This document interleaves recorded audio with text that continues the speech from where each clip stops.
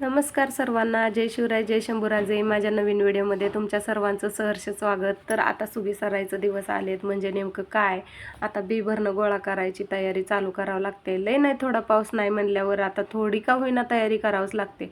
मग तयारी कशाची चालली आहे, माझी शेंगाचं बी फोडायचं तयारी चालली आहे. तर बी कशानं फोडते बघा, या दांडक्यानं फोडते. तुम्ही म्हणसाल ह्या दांडक्यानं कशी बी फोडणार आहेस बाई तू, हे काय नवीन दाखवायला लागलीस. हे काय नवीन नाही आहे, जुनंच आहे. आणि तुम्हाला ह्याचं नुकसान होतं आहे का फायदा होतो आहे ही पण सांगते तुम्हाला. कारण आहे ना, मी कसे करते ते कंटिन्यू ब्लॉग बघितल्याशिवाय तुम्हाला लक्षात नाही येणार. आणि हे मी अगोदर थोडंसं करून ठेवलं होतं, आत्ता थोडंसं शूट करून दाखवत आहे, फक्त वेळ नव्हता म्हणून. वेळेअभावी चाललं आहे आपलं सगळं.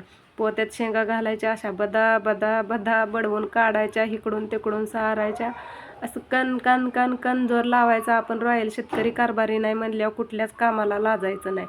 लाजलं की पोटानं उपाशी मरलं समजायचं. लाजायचं नाही, कचकून काम करायचं, कचकून खायचं आणि निवांत राहायचं. आणि असा आपला धंदा दाखवत राहायचं तुम्हाला. हेच मला जमतं, दुसरं काही जमत नाही. आणि जे आपल्यासोबत खोटं नाटं वागतात ना, त्यांना बरोबर मला कुठं मोका बघून झोका द्यायचा ते चांगलंच कळतं. आणि मग हे असं व्यवस्थित शेंगा बडवून घेतल्यात. आता तुम्हाला दाखवते पाठीमध्ये काढून कशा झालेत त्या.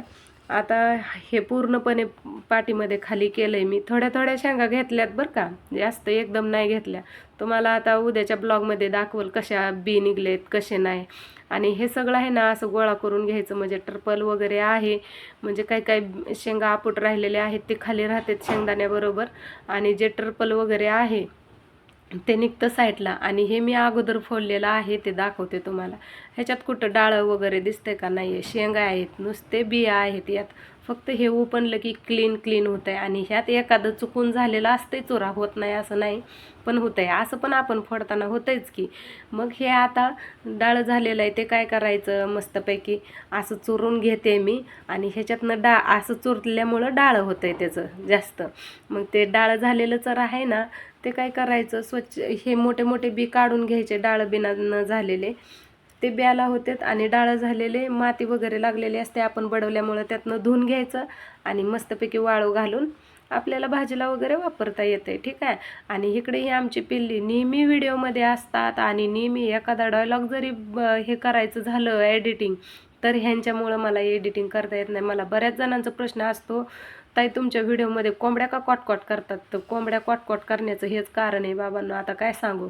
मग हे वरचं ते चोळलेलं आहे ना, ते मी असं पोत्यावर साईडला काढून घेतलं. मग त्यातलं असं निवडायचं, टर्फल दहात एखादा बी असतोय ते असाही वेचून घ्यायचा. कारण आहे ना, आपल्याला माझ्या आईबापांनी मला शिकवलं आहे, खाऊन माजायचं, टाकून माजायचं नाही. त्याच्यामुळं मला सवय आहे प्रत्येक गोष्ट क्लीन म्हणजे एकदम स्वच्छ करून घ्यायची. आणि पूर्ण त्याचा जोपर्यंत आपल्याला उपयोग होतोय तोपर्यंत त्याचा उपयोग करून घ्यायचा. जोपर्यंत जे आहे ते, म्हणजे इंदुरीकर म्हणतात का नाही, शेंगाच्या टरफल्यात बिया आहे तोपर्यंत ते पोत्यात आहे, तशा पद्धतीनं त्याचा उपयोग करून घ्यायचं मी चालू केलं आहे. मग असं काय सगळं असं मग करत सगळे बी फोडून घेतले मी. एकीकडं काढून टर्फल वगैरे एकीकडं काढते, बी एकीकडं काढते. आणि तुम्हाला ब्लॉग कसा वाटला कंटिन्यू कमेंट करून नक्की सांगा. आणि माझ्या व्हिडिओला असा सपोर्ट करत राहा. तोपर्यंत टाटा.